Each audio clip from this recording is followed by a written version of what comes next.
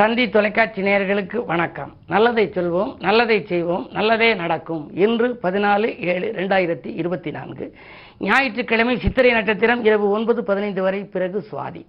இன்றைக்கு நான் உங்களுக்கு சொல்ல இருக்கிற நல்ல கருத்து, வாழ்வில் வெற்றி பெற செல்வம் பெருக என்ற கோயில், பயமகல என்ற கோயில், காரிய வெற்றிக்கு என்ற கோயில், பகை வெல்ல என்ற கோயில், படிப்பு நல்லா வர என்ற கோயில், கவிதை எழுதுவதற்கு எந்த கோயில், கஷ்டங்கள் நீங்க எந்த கோயில், நோய் அகல எந்த கோயில், தாலிபாக்கியம் நிலைக்க எந்த கோயில், விவாகம் விரைவில் நடைபெற எந்த கோயில், புத்திர பாக்கியம் கிடைக்க எந்த கோயில், அறிவாற்றல் வளர எந்த கோயில், தடையெல்லாம் அகன்றோட எந்த கோயில், காய்ச்சல் போன்ற உஷ்ணாதிக்க நோய் விலக எந்த கோயில் அப்படின்னு எல்லாம் ஒவ்வொரு ஆலயங்களும் தமிழகத்தில் பல இடங்களில் இருக்குது.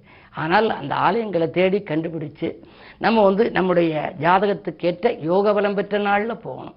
எல்லா நாளும் போகிறத காட்டிலும் நமக்கு பலன் தரக்கூடிய நாளில் போய் அந்த தெய்வத்தை எப்படி கும்பிடணும், எப்படி அபிஷேகம் செய்யணும், என்ன பாடல் படித்து கும்பிடலாம் இருக்குது. அது மாதிரி முடிச்சு பழகிட்டு வந்தோம்னா அந்த துயரங்கள் அப்புறம் வாழ்க்கையில் வராது. குறிப்பாக எனக்கு தெரிஞ்ச ஒரு நண்பருடைய மகனுக்கு அடிக்கடி காய்ச்சல் வரும். 5வது 6வது படிக்கையிலேருந்தே காய்ச்சல். சும்மா விடிஞ்சா காய்ச்சல், பரீட்சை போது காய்ச்சல், ஃபுல்லாக நல்லா இரவு பகலாக படிப்பார், முதல் மதிப்பெண் எடுக்கிறவர். பரீட்சை சமயத்தில் காய்ச்சல் வந்து கெடுத்துரும்.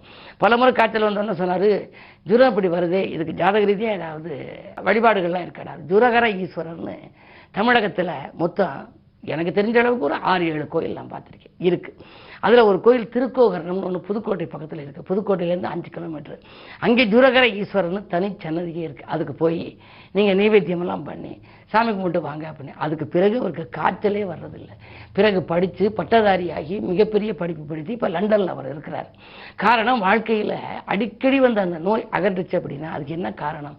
ஜுரம் வந்துச்சா, ஜுர அற ஈஸ்வரர் அப்படிங்கிறது. இது எங்கே மட்டும் இல்லை, திருக்கோவரணத்தில் இருக்குது, திருவையாறு ஐயாரப்பன் கோவிலில் இருக்குது, கும்பகோணம் கும்பேஸ்வரர் கோயிலில் இருக்குது, இப்படி பல கோயில்களில் இருக்குது. அதை காட்டிலும் எந்த நோய் வந்தாலும் போக்கக்கூடிய ஆற்றல் எங்கேயே இருக்குது அப்படின்னா வைத்தீஸ்வரன் கோயில்னு ஒரு கோயில், செவ்வாய்க்குரிய சேத்திரம். அது தஞ்சை மாவட்டத்தில் இருக்குது, நாகை மாவட்டம்னு சொல்லுவாங்க. அந்த வைத்தீஸ்வரன் கோயில் மாயவரத்துக்கு பக்கத்தில் இருக்குது. அந்த வைத்தீஸ்வரன் கோயிலில் இருக்க வைத்தியநாதர் தையல் நாயகமான கும்பிட்டீங்கன்னா எல்லா வியாதியும் தீந்துருமா. அது வைத்தியத்துக்குனே உள்ள சேத்திரம். அங்கே இருக்கக்கூடிய திருச்சாந்தூருண்டைன்னு தருவாங்க, அதை எடுத்து சாப்பிட சொல்லுவாங்க. அந்த ஊரணியில் உப்பு கரைப்பாங்க, ஏதாவது கட்டிகள் இருந்தால் போகிறதுக்கு. மிக அற்புதமான ஸ்தலம். உடலில் எந்த இடத்துல நோய் இருந்தாலும் அங்கேயும் ஜுரகரேஸ்வரர் இருக்குது, தன்வந்திரி எல்லாம் இருக்குது. இப்படிப்பட்ட ஆலயங்களுக்கு சென்று நாம் வழிபட்டு வந்தால் அதற்கு பிறகு நம்முடைய வாழ்க்கையிலே ஆரோக்கியம் மிகச்சிறப்பாக இருக்கும், எந்த நோயும் நம்மை அணுகாது என்று சொல்லி இனி இந்திய ராசி பலன்களை இப்பொழுது உங்களுக்கு வழங்கப் போகின்றேன். மேசராசி நேயர்களே, இன்று வருமானம் திருப்திகரமாக இருக்கும் நாள். வாழ்க்கை தேவைகள் பூர்த்தியாகும். எதிர்பார்த்த இடத்திலிருந்து என்ன செய்தி உங்களுக்கு வர வேண்டுமோ அந்த செய்தி இன்றைக்கு நல்ல தகவலாகவே கிடைக்கும். 2லே செவ்வாய் இருப்பதால் உடன்பிறப்புகளும் உங்களுக்கு உறுதுணையாக இருப்பார்கள். கட்டிடம் கட்டும் முயற்சியும் கைகூடும். இந்த நாள் நல்ல நாள். ரிஷபராசினியர்களே, உங்களுக்கு தொழில் உத்தியோகத்திலே மிகச்சிறந்த பலன்கள் கிடைக்கும். ஆரோக்கியம் சீராகி ஆனந்தப்படுத்தும். அடுத்த நலன்கிறது நீங்கள் எடுத்த முயற்சியில் ஆதாயம் கிடைக்கலாம். கல்யாண கனவுகள் நனவாகலாம். வாயில் தேடி வரங்கள் வந்து திரும்பி சென்று விட்டதே எப்பொழுதுதான் முடிவடையும், இல்லத்திலே மங்கள ஓசை கேட்கும் என்று நினைத்தவர்களுக்கு இன்று நல்ல பதில் கிடைக்கப் போகிறது. மிதுனராசினியர்களே, உங்களுக்கு அரசு வழியில் அனுகூலங்கள் கிடைக்கின்ற நாள். அரசியல்வாதிகளால் உங்களுக்கு நன்மைகள் உண்டு. சூரிய பலம் நன்றாக இருப்பதால் தொட்ட காரியங்களில் எல்லாம் உங்களுக்கு வெற்றி கிடைக்கும். துணையாக இருக்கும் நண்பர்கள் தோள் கொடுத்து உதவுவார்கள். அதிகார பதவியில் உள்ளவர்களின் ஆதரவு மிகச்சிறப்பாக இருக்கும். மற்றவர்களை நம்பி நீங்கள் செய்த காரியங்களில் உங்களுக்கு நன்மைகள் கிடைக்கப் போகிறது.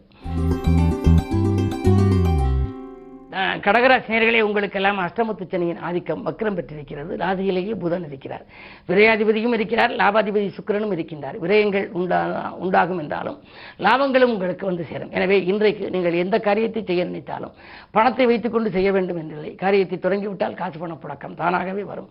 வாகன யோகம் உண்டு. புதிய வாகனங்கள் வாங்குவது பற்றி சிந்திப்பீர்கள். அயல்நாட்டு வரியிலிருந்து வரக்கூடிய அலைபேசி வழி தகவல் மகிழ்ச்சிக்குரியதாக இருக்கும்.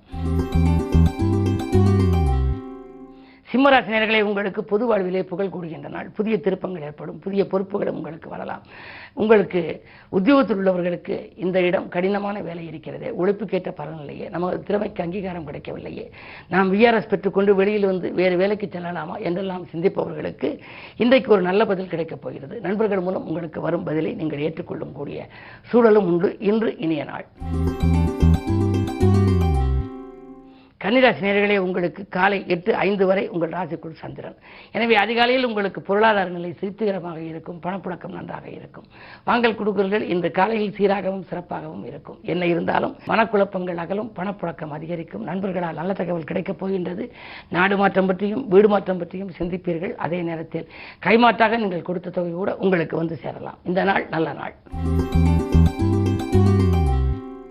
துலாம் ராசி நேயர்களே, உங்களுக்கெல்லாம் காலை 8:05க்கு மேல் உங்கள் ராசிக்குள் சந்திரன். எனவே உங்களுக்கு இன்று இனிய நாள், யோகமான நாள். தொழில் வளம் சிறப்பாக இருக்கும். தொழில் உத்தியோகத்தில் கணிசமான தொகை கைகளிலே புரளப் போகின்றது. அஷ்டமத்தில் குரு இருந்தாலும் அதன் பார்வை 2ஆம் இடத்தில் பதிவதால் குடும்பஸ்தானம் பலப்படுகிறது. வாக்கு, தனம், குடும்பம் ஆகிய மூன்றையும் குரு பார்ப்பதால் கொடுத்த வாக்கை காப்பாற்றுவீர்கள். கொள்கை பிடிப்போடு செயல்படுவீர்கள். தனவரவு தாராளமாக வந்து சேரும். குடும்ப ஒற்றுமை பலப்படும். விருச்சிக ராசி நேயர்களே, உங்களுக்கெல்லாம் வியக்கும் தகவல் வீடு வந்து சேர்கின்ற நாள். செல்வாக்கு மிக்கவர்கள் இல்லம் தேடி வந்து உங்கள் செயல்பாட்டுக்கு உதவிகரமாக இருப்பார்கள். அது மட்டுமல்ல, இன்று வெற்றி படிக்கட்டின் விளிம்பில் ஏற ஒரு வழி பிறக்கப் போகின்றது. நண்பர்கள் மூலமும் உங்களுக்கு நல்ல ஆதாயம் தரும் தகவல் கிடைக்கலாம். சூரியன் எட்டில் இருக்கிறாரே என்று நீங்கள் நினைக்க வேண்டாம். உங்களுடைய ராசியை குரு பார்க்கின்றார். பொதுவாக எந்த தடைகள் இருந்தாலும் தடைகளை அகற்றுகின்ற ஆற்றல் குரு பார்வைக்கு உண்டு. எனவே அப்படிப்பட்ட குரு செவ்வாயோடு ராசிநாதனோடு இணைந்து உங்கள் ராசியை பார்க்கின்றார். எனவே இன்று நீங்கள் தொட்ட காரியங்கள் எல்லாம் வெற்றி கிடைக்கும். அதே நேரத்திலே பெரிய மனிதர்களின் சந்திப்பாலும் நீங்கள் பெருமை அடைவீர்கள். அதிகார வர்க்கத்தினர் ஆதரவோடு ஒரு நல்ல காரியம் இல்லத்தில் நடைபெறும் நாள் இந்த நாள். தனுசராசி நேயர்களே, உங்களுக்கெல்லாம் இன்றைக்கு பற்றாக்குறை தீர்ந்து பணவரவு கூடும் நாள். இந்த பக்கத்தில் உள்ளவர்களால் ஏற்பட்ட பகை மாறும், சிக்கல்கள் அகலும், சிரமங்கள் குறையும். வாங்கல் கொடுக்கல்களில் உங்களுக்கு கணிசமான ஆதாயம் கிடைக்கலாம். இன்றைக்கு நீங்கள் செய்யும் புது முயற்சிகளுக்கு மாலை நேரம் உகந்தது. மகர ராசி நேயர்களே, உங்களுக்கு ராசிநாதன் சனி வக்ர இயக்கத்தில் இருக்கின்றார். விலை மதிப்புள்ள பொருட்களை கையாளுகின்ற பொழுது கொஞ்சம் கவனம் தேவை. வீடு மாற்றம் பற்றியும் இடமாற்றம் பற்றியும் சிந்திப்பீர்கள். உத்தியோகத்தில் கூட மேலதிகாரிகள் உங்களுக்கு இணக்கமாக நடந்து கொள்ள மாட்டார்கள். சக பணியாளர்களாலும் தொல்லை உண்டு.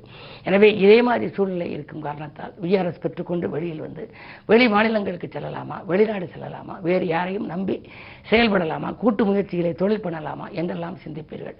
உங்களுடைய சிந்தனைகளுக்கு நல்ல பதில் கிடைக்கும் நாள் இந்த நாள். கும்பராசி நேயர்களே, உங்களுக்கு சந்திராஷ்டமம். எது செய்தாலும் யோசித்து செய்ய வேண்டும். காலை 8:05 வரை சந்திராஷ்டமம் இருக்கிறது. எனவே மதியத்திற்கு மேல் உங்கள் மனக்குழப்பம் அகலும்.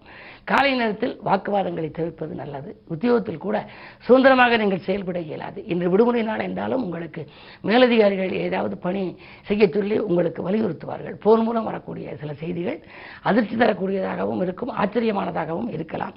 உடல்நிலையிலும் கொஞ்சம் கவனம் தேவை. இன்று எச்சரிக்கையோடு செயல்பட வேண்டிய நாள். மீனராசி நேயர்களே, இன்று காலை 8:05க்கு மேல் சந்திராஷ்டமம். எனவே மதியத்திற்கு மேல் உங்களுக்கு மனக்குழப்பங்கள் அதிகரிக்கும், விரயங்கள் கூடுதலாக இருக்கும். பயணங்களை கூட நீங்கள் மாற்றி அமைத்துக் கொள்வது நல்லது. எது செய்தாலும் உங்களால் உடனுக்குடன் செய்ய இயலாத சூழல் உருவாகும். நட்பு கூட பகையாகலாம். நண்பர்களை நம்பி எந்த பொறுப்பும் ஒப்படைக்க வேண்டாம். என்ன இருந்தாலும் இறை வழிபாடு உங்களுக்கு கை கொடுக்கும். பொதுவாக இன்று ஞாயிற்றுக்கிழமை. எனவே அருகில் இருக்கும் சிவாலயம் சென்று சிவனையும் உமையவளையும் நந்தியம்பெருமானையும் உள்ளன்போடு வழிபட்டால் நல்லது நடக்கும். மேலும் விவரங்கள் அறிய தினத்தந்தி படியுங்கள்.